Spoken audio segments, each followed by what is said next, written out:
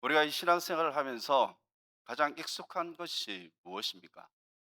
그것은 바로 예배입니다. 주일이 되면 우리가 교회에 모이고 찬송하며 또 기도하고 말씀을 듣습니다. 신앙생활을 오래 하신 분은 이 예배 그 순서도 웬만하면 다 외울 정도입니다.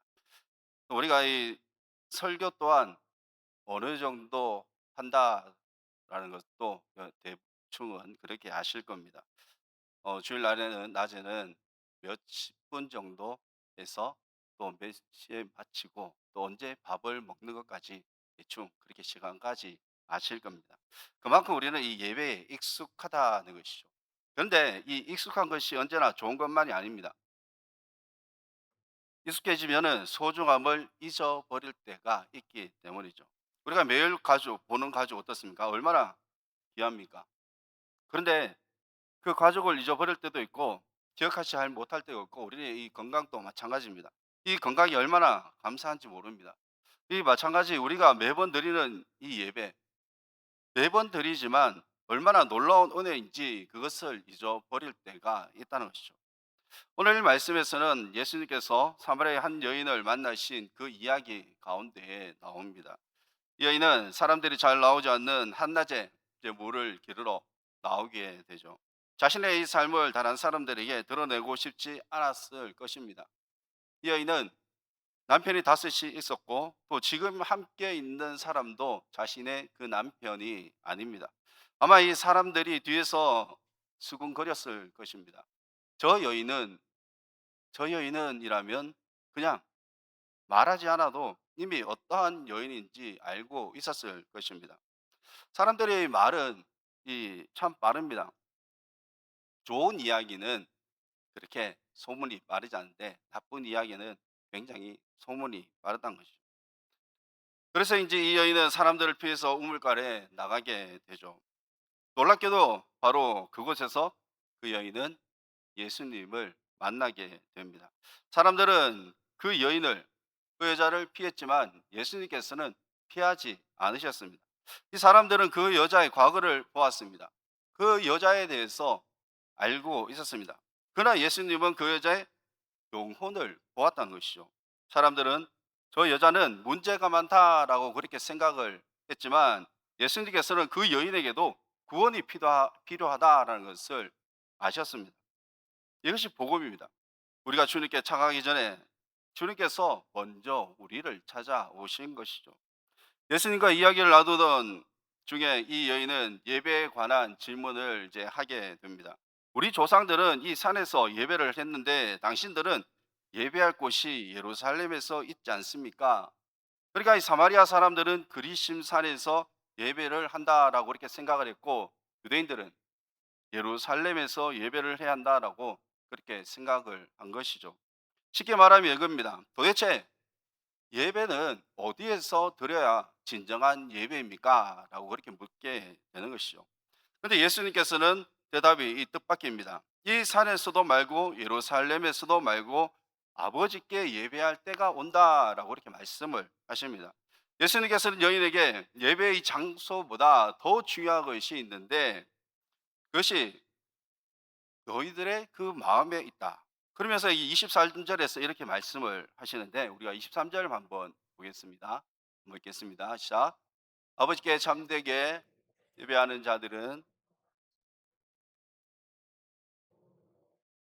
아버지께서는 자기에게 이렇게 예배하는 자들을 찾으시느니라. 아멘. 하나님께서 예배를 찾으신다라고 그렇게 말씀하지 않으십니다. 어떻게 말씀하십니까? 예배하는 사람을 찾으신다라고 그렇게 말씀을 하시죠. 하나님께서 성가대를 찾으신다. 또 유명한 설교자를 찾으신다. 그렇게 하지 않으셨습니다. 하나님께서는 하나님을 진심으로 바라보는 예배자, 그 예배하는 한 사람을 찾으신다라고 그렇게 말씀을 하시게 되죠. 그리고 바로 이어지는 24절 말씀을 보게 되면 하나님은 영이시니 예배하는 자가 영과 진리로 예배할지니라. 왜 우리가 이 영과 진리로 예배를 해야 하는 것입니까? 하나님은 영이시기 때문입니다. 하나님은 눈에 보이지 않는 그러한 분이시죠. 그러니까 그리심산에서 계시는 것도 아니고 또 예루살렘 성전에서만 계시는 분도 아닙니다.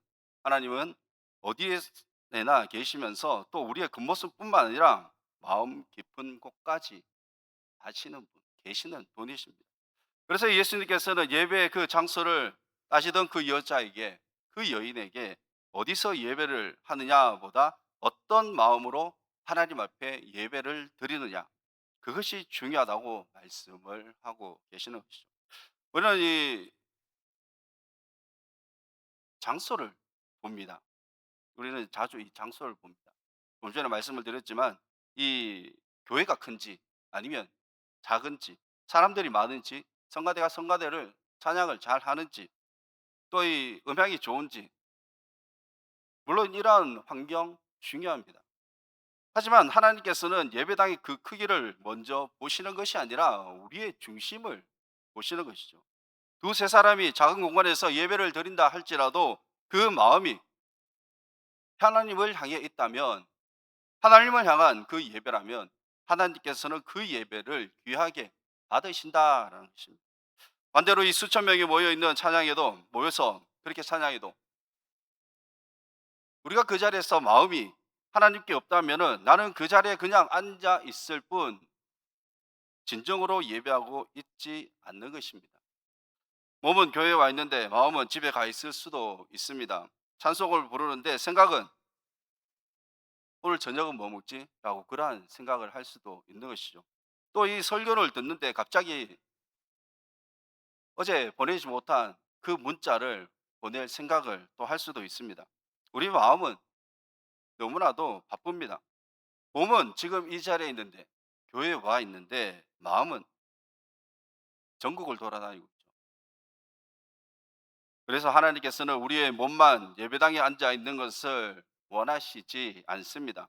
우리의 마음과 영혼이 하나님께 향하기를 원하십니다. 그렇다면 영으로 예배한다는 것이 무엇입니까?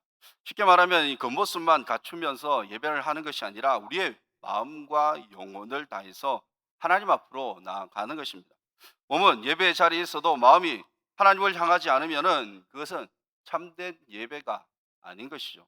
하나님께서는 우리의 입술만 보시는 것이 아니라 그 안에 담긴 중심을 보십니다. 중요한 것은 그 순간에도 우리의 마음이 하나님께 향하고 있느냐. 오늘 마음이 우리가 무겁고 또는 기도가 잘 되지 않아도 하나님, 오늘 제 마음이 너무나도 힘들지만 그래도 주님 앞에 주님 앞에 나왔습니다. 그러니까 제 마음을 받아주시고 주님을 바라보게 해달라는 그러한 기도가 있어야 할 것입니다. 이것이 바로 이 영으로 드리는 예배이죠. 그러나 예수님께서는 영으로만 예배하라고만 말씀하시지 않으셨습니다. 영과 진리로 예배할지라라고 이렇게 말씀을 하시게 되죠. 이 진리가 무엇입니까? 하나님의 말씀입니다. 예배는 내가 원하는 방식대로 하나님을 움직이는 시간이 아니죠. 하나님의 그 말씀 앞에서 내가 바뀌는 그런 시간입니다. 그런데 우리는 어떻습니까? 예배를 그렇게 드리면서 어느 순간에는 예배를 평가하는 그러한 사람이 될 때가 있습니다. 오늘 찬양은 좋았다면서, 오늘 설교는 길었다거나 아니면 짧았다거나 오늘 은혜가 되었다거나, 마치 우리가 이 식당에서 너무나도 맛있어서 별점을 5개를 주거나 그렇게 하듯이 예배 또한 그렇게 평가를 할 때가 있다는 것이죠. 하지만 예배에서 가장 중요한 것이 무엇입니까? 내가 만족했는가가 아닙니다. 하나님께서 하나님께서 우리의 이 예배를 기쁘게 받으셨는가? 하나님께서 기뻐하셨는가? 그것이 중요합니다. 왜 그렇습니까? 예배의 주인공은 우리가 아닙니다. 내가 아닙니다. 바로 하나님이시기 때문입니다.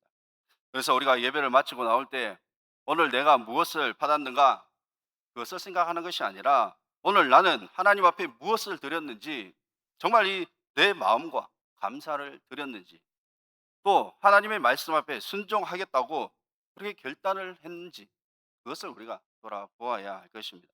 이것이 영과 진리로 드리는 예배입니다. 우리가 이 사마리아 여인을 한번 보시기 바랍니다. 처음에 어떻습니까? 처음에 이 예수님을 만났을 때 사마리아 여인은 물을 기르러 왔죠. 그래서 물에만 관심 있었습니다. 이 물을 내게 주셔서 다시는 물 기르러 오지 않게 해 달라고 그렇게 이야기를 했습니다. 그런데 예수님과 이야기를 나누면서 제 관심이 예배로 바뀌게 된 것입니다. 처음에는 물을 달라고 했던 이 사람이 나중에는 하나님께 어떻게 예배를 해야 합니까? 그렇게 묻게 되죠. 이것이 예수님을 만난 사람의 나타나는 이 변화입니다. 처음 믿을 때는 우리의 기도가 대부분 기도가 이 요구하는 기도가 많죠. 하나님 문제를 해결해 달라고 기도합니다. 그리고 건강을 달라고 기도합니다. 물론 이것이 잘못된 것은 아니죠. 하나님께 우리가 얼마든지 그렇게 구할 수 있습니다. 그러나 우리가 이 믿음이 성장하게 되면은 하나님 나의 뜻이 아니라 하나님의 뜻대로 해 달라고 그렇게 기도를 하게 됩니다. 하박국 선지자가 기도하기를 무화과 나무가 무성하지 않고 또 포도나무에 열매가 없고 감람나무가 그치고 논밭에 식물이 없어도 나는 여호와로 말미암아 즐거워하며 나의 구원의 하나님으로 말미암아 기뻐하리로다. 아무것도 없는데 어떻게 기뻐할 수 있습니까? 하나님이 계시기 때문이죠. 상황이 좋아도 예배하는 사람이 아니라 하나님이시기 때문에 예배하는 사람, 그 사람이 하나님께서 찾으시는 참된 예배자입니다. 그리고 예배는 주일 한 시간으로 우리는 끝나지 않습니다. 바울은 우리의 몸을 하나님이 기뻐하시는 거룩한 산제물로 드려라 라고 그렇게 말을 하게 되죠. 이것이 바로 우리가 드릴 영적 예배라고 볼 수가 있습니다. 그러므로 이 예배는 이 주일 예배로 그렇게 끝나지 않습니다. 그래서 새벽 예배로 또 수요 예배 그 예배로 끝나지 않는다는 것입니다. 예배는 무엇입니까? 일상생활 속에서 우리가 살아가는 그 모든 삶 속에서 주님과 함께하는 삶입니다. 그러니까 삶이 예배가 되는 것입니다. 사마리아 여인을 한번 보시기 바랍니다. 정말 이 사마리아 여인은 예수님과 대화를 나눈 후에 이제 물동이를 던져두고 동네로 들어가게 됩니다. 자, 이 사마리아 여인이 사람들에게 달려갈 수 있었던 그 용기가 어디에서 나오겠습니까? 조금 전까지만 해도 이 사마리아 여인은 자신의 그 삶을 숨기고 싶었던 그러한 사람입니다. 그리고 예수님을 만나고 나니 이제 달라지게 된 거죠. 예수님은 자신의 모든 과거를 숨기고 싶었던 모습까지 아시면서 그 아시면서도 말을 걸어 주셨고 영원한 그러한 목마르지 않는 생수에 대해서 말씀해 주셨습니다. 여인은 그 순간 이런 마음이 들었을 것입니다. 이분은 이 예수님은 나를 다 아시는데도 나를 외면하지 않으시구나. 사람들은 자신의 그 과거를 알고 손가락질을 했었지만 예수님은 그 과거를 아시면서도 자신의 그 과거를 아시면서도 구원의 자리로 초대해 주시는 바로 그 은혜가 이 여인에게 있었습니다. 그래서 이 여인은 마을로 달려가서 이렇게 이야기를 하게 되죠. 와서 봐라. 이는 그리스도가 아니냐. 이 여인이 사람들에게 달려가 말할 수 있는 용기, 그것은 갑작스럽게 생겨난 것이 아니라 사람들의 그 시선보다, 사람들이 자신에게 향한 그 시선보다 예수님의 그 은혜가 더 크게 보였기 때문입니다. 예배는 이 사람을 변화시킵니다. 감사하지 못했던 것을 감사하게 되고 또 내 욕심보다 하나님의 그 뜻을 생각하게 됩니다. 이것이 참된 예배의 열매가 되는 것이죠. 우리가 이 참된 예배자가 될 수 있는 가장 중요한 이유는 바로 예수 그리스도 때문입니다. 우리는 죄 때문에 스스로 거룩하신 하나님 앞에 다가갈 수 없는 그러한 존재입니다.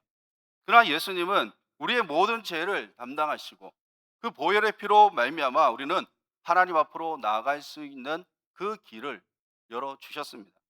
우리는 예수님을 인해서 하나님의 그 자녀로 살아가고 있습니다. 참된 예배는 예수 그리스도를 통해서 하나님 아버지께 자녀로 나아가는 것입니다. 그러므로 예배는 이 두려움만으로 드리는 그러한 의무가 아니라 바로 은혜의 특권이죠. 또 예배를 드려야 하나, 또 이 시간에 또 예배를 드려야 하나, 또 나가야 하나. 그것이 아니라 나 같은 사람도 오늘도 하나님을 아버지라고 부르며 그 앞에 나아갈 수 있구나. 예배를 드릴 수 있구나. 이것이 바로 은혜입니다. 건강할 때만 예배를 드리는 것이 아닙니다. 우리의 형편이 좋을 때만 예배를 하는 것도 아닙니다. 우리의 삶 속에서 힘이 들어도 문제가 해결되지 않아도 우리는 예배를 드리는 것이죠. 기도의 그 응답이 있지 않더라도 문제가 해결되지 않더라도 우리는 예배를 드려야 할 수 있어야 합니다. 왜 그렇습니까? 내 상황은 변해도 하나님은 변하지 않으시기 때문이죠. 오늘 하나님께서 우리에게 물으신다면 이러한 질문을 하실 것입니다. 오늘 너는 어떠한 마음으로 내 앞에 나왔느냐? 어떠한 마음으로 우리는 예배 자리에 나오셨습니까? 혹시 우리의 예배가 너무 익숙해져 있지는 않습니까? 몸은 우리가 이 예배당에 있지만 마음은 하나님에게서 멀어져 있지는 않습니까? 오늘 다시 우리의 마음을 하나님께로 드리기를 소망합니다. 하나님, 형편이 좋아도 나의 형편이 어려워도 예배를 드리겠습니다. 응답해 주셔도 예배하고 응답이 없어도 예배를 드리겠습니다. 우리가 이 하박국 선지자처럼 여호와 한 분만으로 즐거워하며 또 하나님 한 분만 계시면 충분하다는 그러한 하박국의 고백이 우리의 고백이 되시기를 바랍니다. 하나님께서는 큰 예배당을 찾으시는 분이 아니십니다. 참된 예배자를 찾으십니다. 그 한 사람을 찾으십니다. 완벽한 사람을 찾으시는 분도 아닙니다. 말씀을 많이 아는 사람을 찾으시는 분이 아닙니다. 부족하지만 하나님을 사랑하는 사람, 하나님 앞에 나오는 사람, 그리고 삶으로 하나님을 높이는 사람을 찾으십니다. 오늘 말씀을 다시 한번 기억하기를 바랍니다. 하나님은 여기시니 예배하는 자가 영과 진리로 예배할지니라. 하나님께서 찾으시는 그 한 사람이 바로 저 여러분이 되시기를 바랍니다. 우리의 이 찬송이, 우리의 이 기도가 그저 형식에 머물게 하지 마시고 우리의 삶이 예배가 되시기를 소망합니다. 그래서 어디를 가든지 우리가 하나님을 높이며 또 어떠한 형편에서도 하나님을 신뢰하며 또 영광과 진리로 하나님을 예배하는 참된 예배자로 살아갈 수 있는 모두가 되시기를 주님의 이름으로 축원합니다. 기도하겠습니다. 사랑과 은혜가 풍성하신 하나님 아버지, 오늘도 이 말씀을 통해서 하나님을 찾으시는 참된 예배자가 어떠한 사람인지 우리가 다시 한번 깨닫게 해주시니 감사를 드립니다. 우리의 이 몸만 예배 자리에 나오는 것이 아니라 우리의 마음과 우리의 영혼을 다하여 주님만 바라보게 하여 주옵시고 또 사람의 그 시선보다 하나님의 그 시선을 더욱더 의식하며 살아갈 수 있게 하여 주시옵소서. 우리의 예배가 그저 익숙함과 그런 형식에만 머무르지 않게 하여 주옵시고 영과 진리로 하나님을 예배하며 또 말씀 앞에 우리의 이 생각과 삶을 내려놓을 수 있도록 주님 도와주시옵소서. 우리가 이 사마리아 여인이 예수님을 만나 변화가 되었던 것처럼 우리 또한 예배 가운데 주님을 만나기를 원합니다. 예배 후에 그 삶이 우리가 달라지게 하여 주옵시고 또한 우리의 그 말과 행동, 또 우리의 그 가정과 또 우리가 생활하고 있는 그 일태의 삶까지도 주님께서 예배 자리가 될 수 있도록 주님 인도하여 주시옵소서. 좋은 형편에서만 주님을 찾지 않게 하여 주옵시고 우리의 기도가 응답이 늦어진다 할지라도 어려움이 찾아온다 할지라도 하박국 그 선지자처럼 하나님 한 분만으로 기뻐하며 예배할 수 있는 우리 모든 성도들 되게 하여 주시옵소서. 감사드리며 예수님 이름으로 기도드리옵나이다.